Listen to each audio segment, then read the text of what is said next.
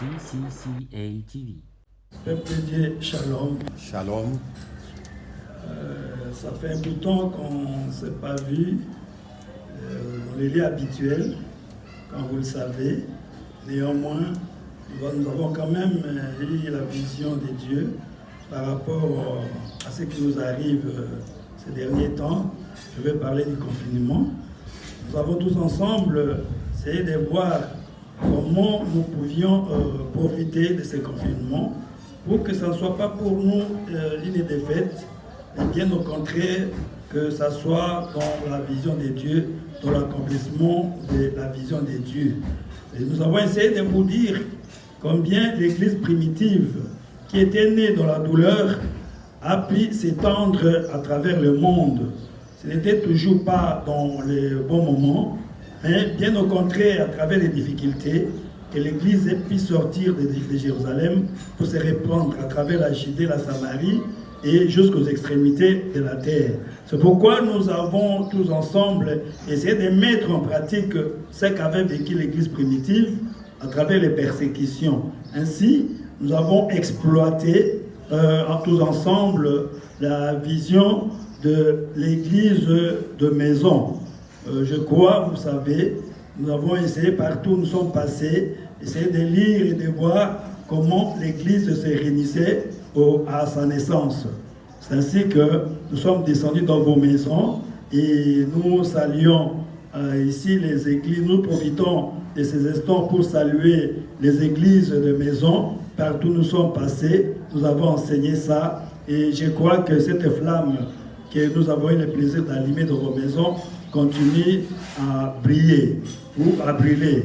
Mais aujourd'hui, nous avons choisi de transmettre le message à travers le média pour toucher aussi ceux-là qui ne sont pas invités.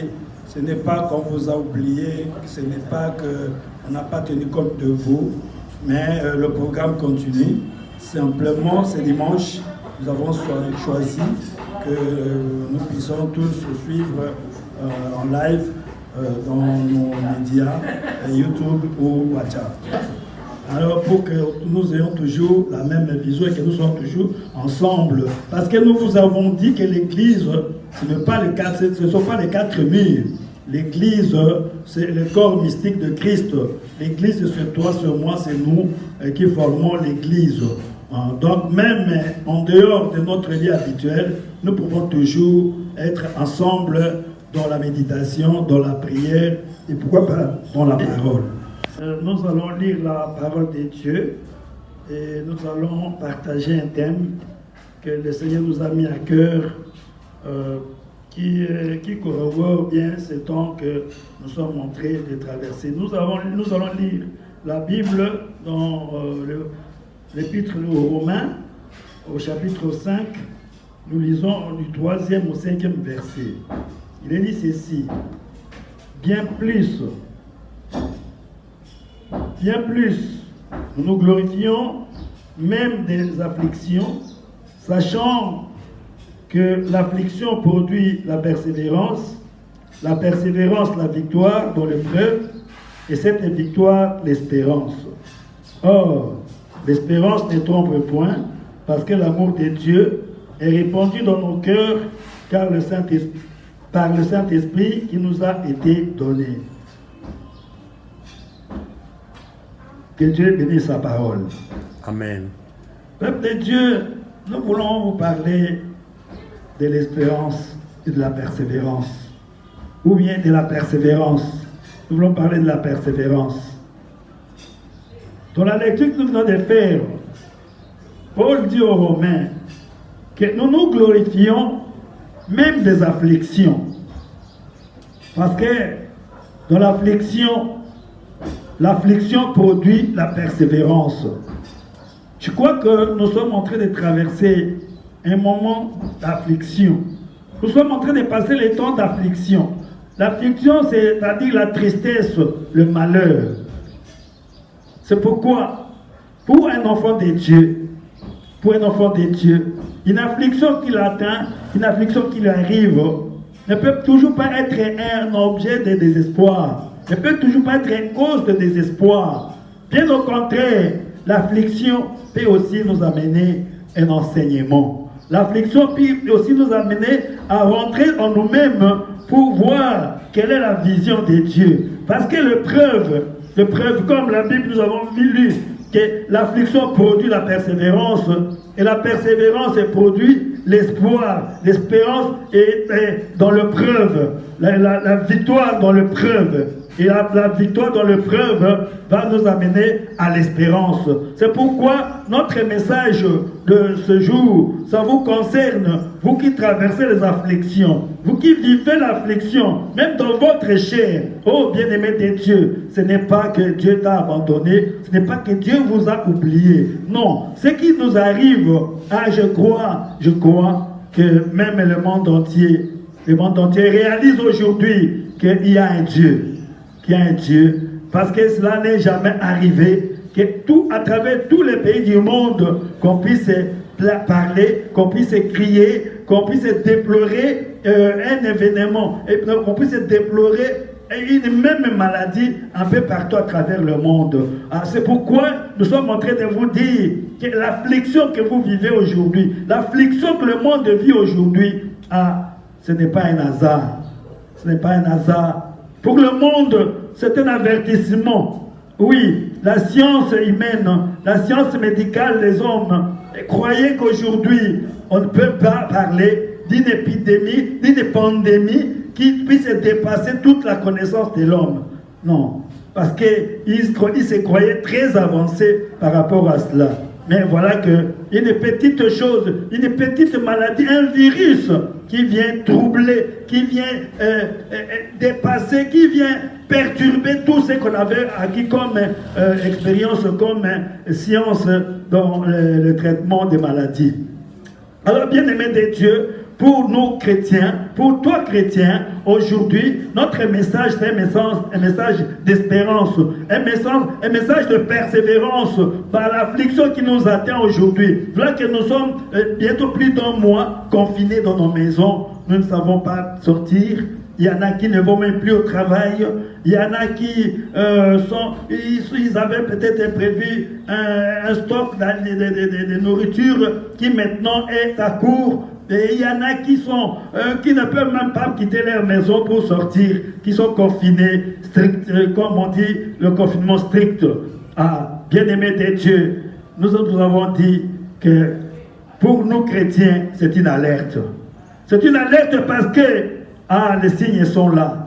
Tous les signes que le Seigneur avait prédits pour son retour sont accomplis. Lisez Matthieu 24, vous allez voir combien le Seigneur a donné tous les signes que nous avons tous connus aujourd'hui. Parce que même à la fin de tous les signes, il disait, et cet évangile sera prêché dans le monde entier. Après viendra la fin. Mais si vous voyez bien, le monde entier aujourd'hui a déjà entendu parler de Jésus-Christ.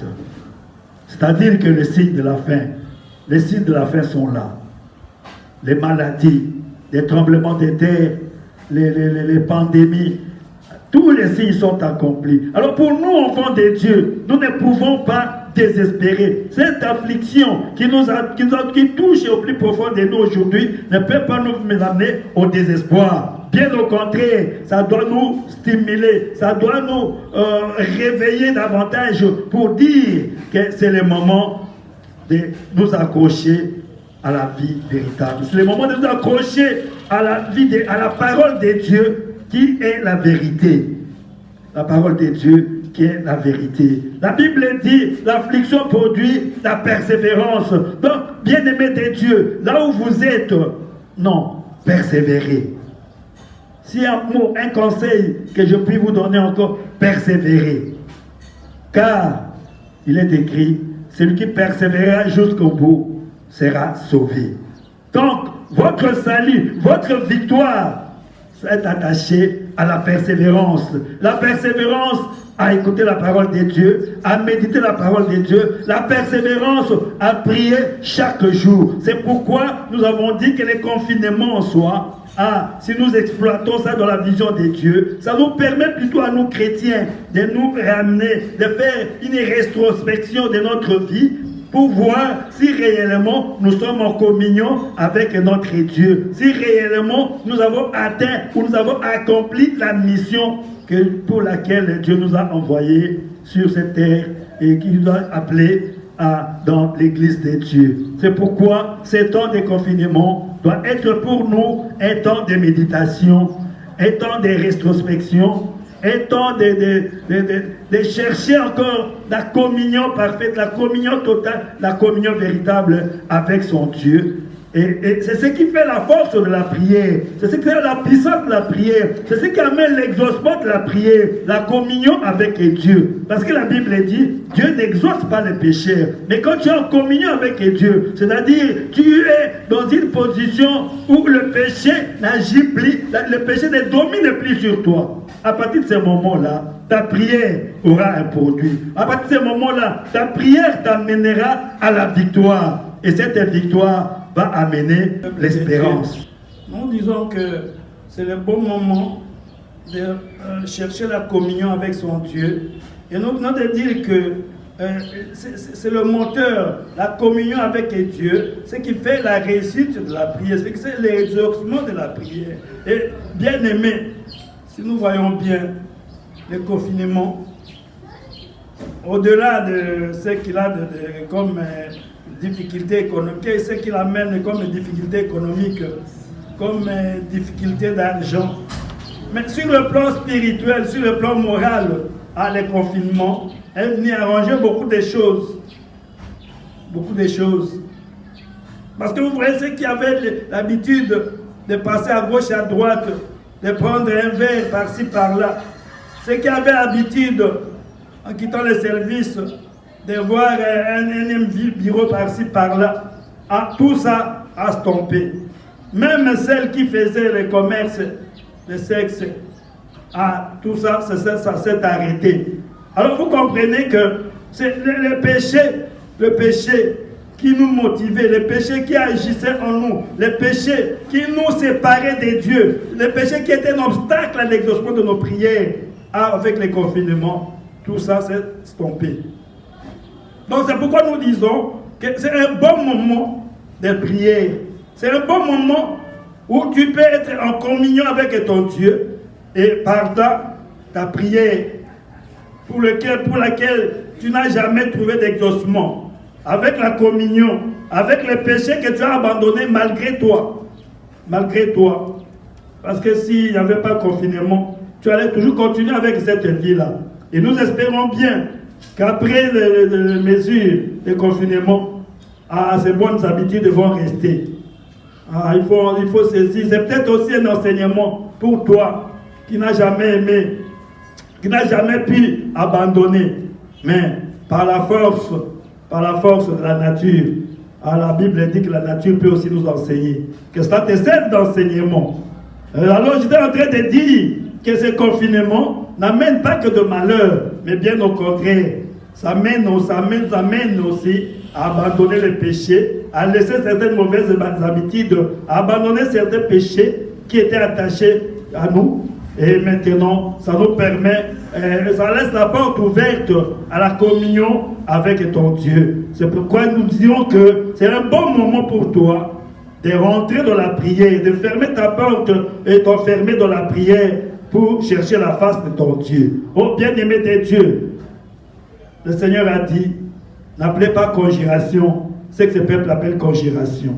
C'est-à-dire, nous allons passer des moments difficiles. Ce n'est que le commencement. Il y aura des temps difficiles, très difficiles même. Et je vous assure que même l'économie mondiale va en pâtir.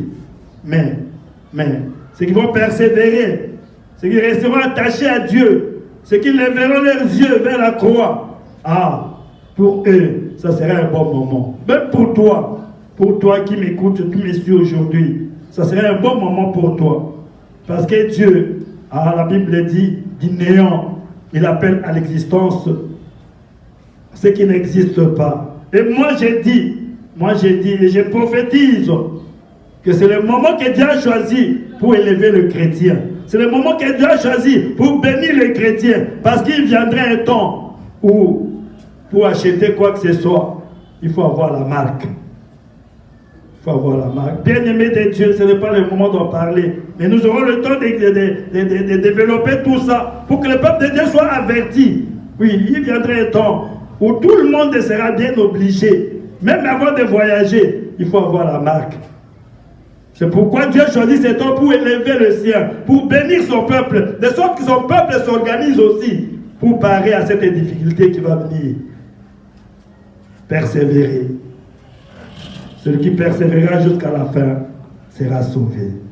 Voici le message que nous avions ce matin pour vous, peuple de Dieu, qui est encore là, qui est encore dans le confinement. Oui, observez le confinement. C'est une mesure légale, ça vient de l'autorité de l'État. Il faut s'y soumettre et respecter tous les gestes de barrière dictés par le ministère de la Santé. C'est pour votre bien, c'est pour notre bien à nous tous.